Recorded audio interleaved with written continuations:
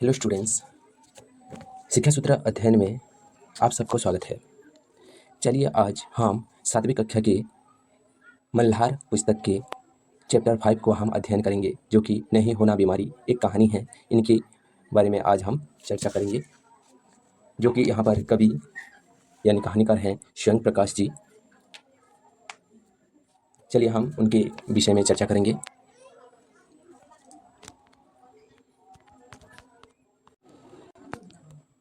स्वयं प्रकाश जी हिंदी के प्रसिद्ध लेखक थे। उनका जन्म 1947 में हुआ और 2019 में उनका निधन हो गया। उनकी कहानियाँ बच्चों और बूढ़ों दोनों में बहुत पसंद आती है। उनकी कहानियाँ पढ़कर ऐसा लगता है जिसे कोई दोस्तों अपनी बातें सुना रहा है। उनकी कहानियाँ मनोरंजन के साथ साथ सोचने और समझने की कई दिशाएं देती है।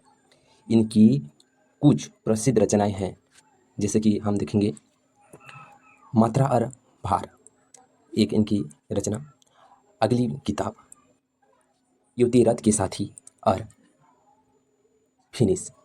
इनकी कहानियाँ में साहस, दोस्ती और जीवन के छोटे छोटे लेकिन महत्वपूर्ण पहलुओं को बहुत रोचक तरीके से दिखाया गया है।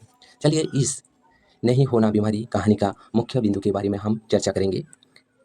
मुख्य बिंदु नहीं, मुख्य विषय के बारे में हम आज चर्चा करेंगे। चलिए, कहानी का मुख्य विषय है बच्चों की शरारत, बीमारी का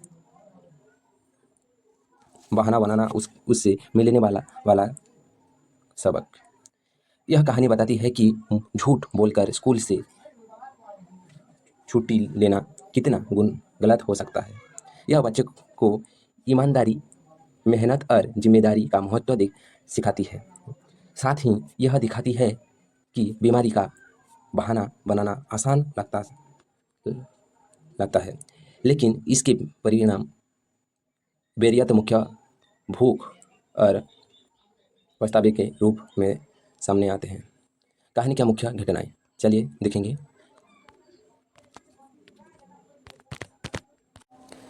नानी के साथ अस्पताल जाना और वहाँ का शांत वातावरण देखना, बीमार होने का सपना देखना, स्कूल से छुट्टी के लिए झूठ बोलना और बीमार होने का बहाना बनाना, घर में अकेले रहना, उबलना और भूख से परेशान होना, मन में खाने और देखने की इच्छा होना, एहसास होना कि बीमार होने में कोई मज़ा नहीं है, भविष्य में कभी झूठ ना बोलने का निश्चय करना। यहाँ पर हम शब्द को हम देखेंगे, जो कि मुख्य शब्द है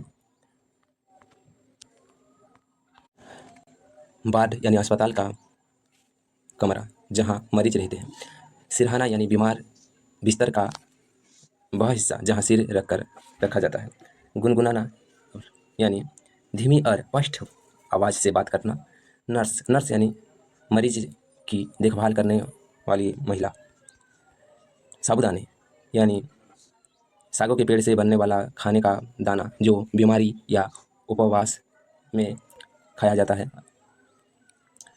रजाई यानी रुई भरा हुआ गर्म ओढ़ने का कंबल, जो रजाई कहते हैं। और काढ़ा हर कोई भी जानता होगा, हर घर में मिलता है। तो काढ़ा यानी जड़ी बूटी को उबाल कर बनाया गया जो बीमार में किया जाता है। पूड़िया यानी दवा की छोटी पोटली। आहट यानी हल्की आवाज़ जैसे कदमों की। विकार यानी आपकी मन की विकार जो होता है, शरीर या मन की खराबी जैसे बीमारी। बघार यानी तड़का, जैसे कि दाल में जीरा या हींग डालकर बनाया जाता है। कुंदन यानी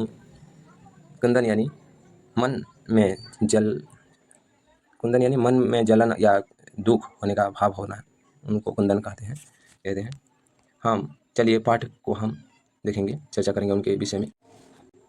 चलिए हम नहीं होना बीमार का विषय में चर्चा करेंगे, जो कि एक पढ़ाई लिखाई करने वाला बच्चा कैसे बीमार होने का मजा क्या ढोंग करता है, उनके बारे में इस कहानी में चर्चा की गई है। इनके बारे में हम इस कहानी को हम जानेंगे। चलिए नहीं होना बीमार, इस कहानी के बारे में पढ़ेंगे। चलिए।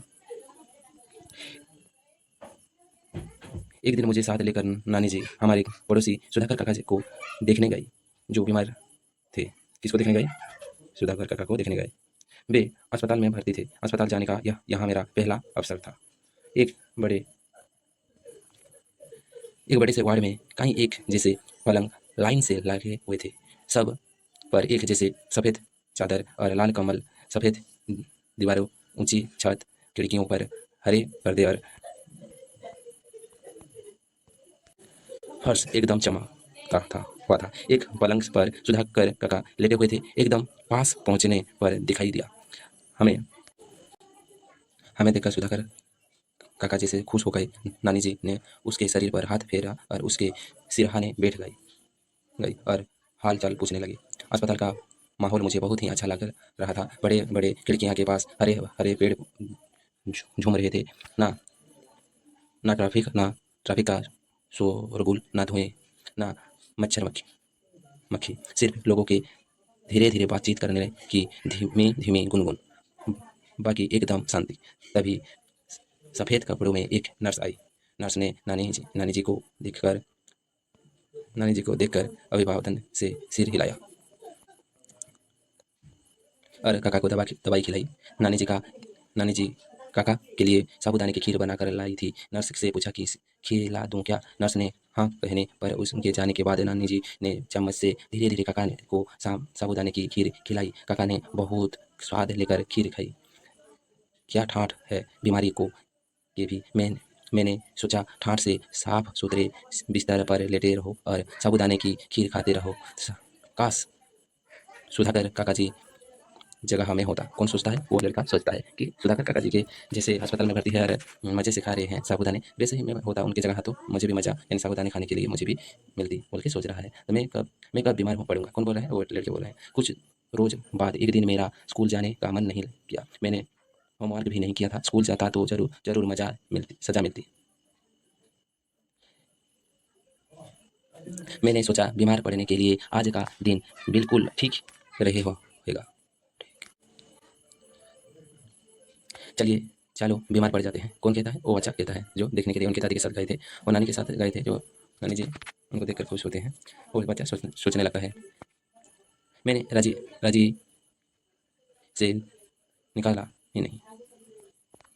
रुकिए, मैं रजाई से निकला ही नहीं रह। नानी जी उठाने आई तो मैंने कहा, मैं आज बीमार हूँ। क्या हो गया? मेरे सिर में दर्द हो रहा है, पेट भी दुख रहा है और मुझे बुखार भी है। नानी जी चलिए गई। मैं रजाई में पड़ा पड़ा घर में चल रही गतिविधियों का अनुमान लगाता रहा। अब छोटे मामा नहा कर निकले। अब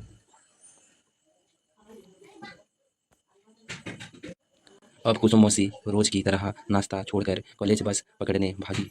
अब मन्नू अपना जूता ढूंढ रहा है। अब छोटे मामा ने साइकिल में उठाई। अब सब चले गए। अब घर में मैं अकेला रह गया। पता नहीं कब झपकी सी आ गई। तभी नाना जी आए। क्या हो गया? क्या हो गया?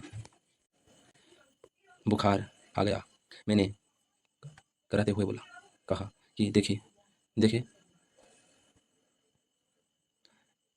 देखिए। नाना जी ने रजाई हटाकर मेरा माथा छुआ, पेट देखा और नर्स देखने लगे। इस बीच नानी जी भी आ गई। क्या हुआ? नानी जी ने पूछा। बुखार तो नहीं है? नाना जी ने बोली, आपको पता नहीं चल रहा है? थर्मोमीटर लाकर देखिए। मैंने कहा, यानी वो बच्चे ने कहा, मुझे पता था घर में कोई नहीं है। थर्मोमीटर लगा भी तो लिया तो देखेगा कौन? पर खुद को बीमार साबित करने के लिए यह चाल अच्छी है। कौन कहता है? लड़के कहता है। बहुत ढूंढा गया पर थर्मोमीटर मिला नहीं। शायद कोई मांग कर ले गया था। फिर नाना जी भी की आवाज़ आई, ले पूड़ियाँ खा ले। कौन कहता है? नाना जी। ना चाहते हुए भी मुझे कड़वी पूड़ियाँ खानी पड़ी और काढ़े जैसे चाय पीनी पड़ी। फिर नाना जी बोले, आज इसे कुछ खाने को मत देना, आराम करने दो, शाम को देखेंगे। दोनों चले गए। मैं पता नहीं कब नींद में डूब हो गया, यानी वो बच्चा सो गया। कुछ देर बाद जब मेरी आँख खुली, मुझे बड़ी तेज इच्छा हुई कि इसे समय बाहर निकल कर दिन की रोशनी में अपनी गली की चहल पहल देखूं। देखा जाए कि चंदू भाई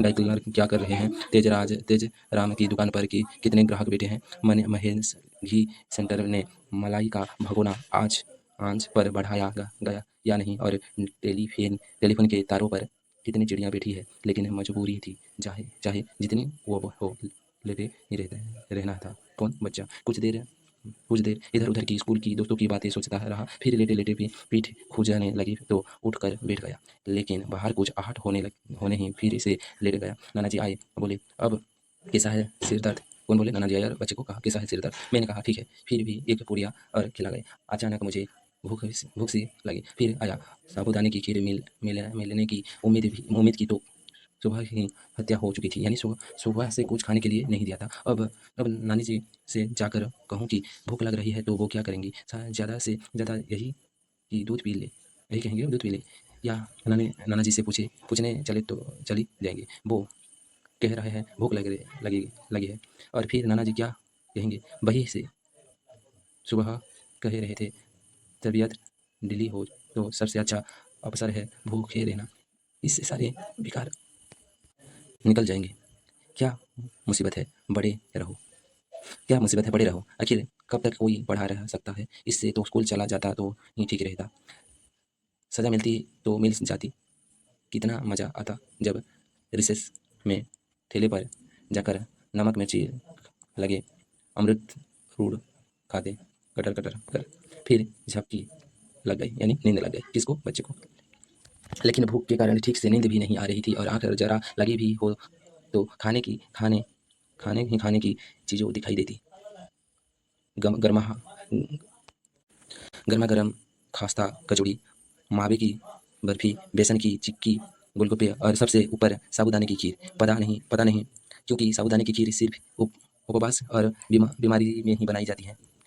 जैसे गुजिया सिर्फ होली, दिवाली और पंजीरी सिर्फ पूर्णिमा के दिन ही बनाई जाती हैं। क्यों? क्या से चीज़ें जब अच्छा हो तब नहीं बनाई जा सकती है? क्यों कोई मना करता है? हे भगवान, यह तो अच्छी खासी बोरियत हो गई। पूरा दिन कोई कैसे लेट रहे, और शाम को क्या शाम हो भी नाना जी बाहर जाने देंगे? सारे बच्चे हल्ला मचाते हुए आंगन में खेल रहे होंगे, और मैंने बिस्तर पर बट पड़ा झक मार रहा होऊंगा। अक्लमंद अरब बनो बीमार। और आवाज़ दिख दिया गया, होमवर्क से किससे कभी मांगेगी? मैं रुआसा हो गया। पास के कमरे में होती खटर से अंदाजा हुआ कि मनु स्कूल से आ गया है। तो क्या 1 बज गया? अब बर्तनों की आवाज़ आ रही है। शायद वह सब लोग खाना खाने बैठ गए हैं। मनु एक बार भी मुझे खाने नहीं आया। आया भी होगा तो दबे पाँव आया होगा, और मुझे सोता जान लौट गया होगा। वे खाना खा रहे हैं, चबाने की आवाज़ आ रही है। देखो, उन्होंने एक बार भी आकर नहीं पूछा कि तू क्या खाएगा। पूछते तो मैं साबूदाने की खीर ही तो मांगता, कोई ताजमहल तो नहीं मांग लेता। लेकिन मैं नहीं पूछा। भूखे रहो, इसमें सारी बेकार निकल जाए सब। चाहे इस चक्कर में तुम खुद शिकार हो जाओगे। आज क्या खाना बना होगा? खुशबू तो ताज़ा दाल चावल की आ रही है। अरहर की दाल में हींग, जीरे का बघर, और ऊपर इसकी बारीक कटा हरा धनिया, और आधा चम्मच देसी घी। फिर उसमें उन्होंने नींबू निचोड़ा होगा। थोड़ा सा इस बीमार को भी दे दे कोई। कौन कहता है? वो लड़की कहता है कि मुझे भी ऐसा हो देता है तो अच्छा होता बोल के। लेकिन खुद लेकिन खुशबू तो किसी और चीज़ की भी है। क्या हरी मिर्ची तली हुई है? उसे दाल चावल से मसल कर खा रहे हैं। जब रहा नहीं जा गया तो मैं रजिया फेंक कर खड़ा हो गया। दबे पाँव दरवाजे तक गया और चुपके से झाँक कर देखा। हाँ, दाल चावल, तली हुई हरी मिर्च। लेकिन मनु आम चूस रहा था। आम इस मौसम में जरूर मुंबई वाले चाचा जी ने भेजा होंगे। लेकिन चूस रहा है, पूरी गुठलियाँ मुँह में ठूसे, जिसे आम कभी देखा नहीं हो। भुक्कड़ कहीं का। पूरा हाथ भी सारा सान रहा है।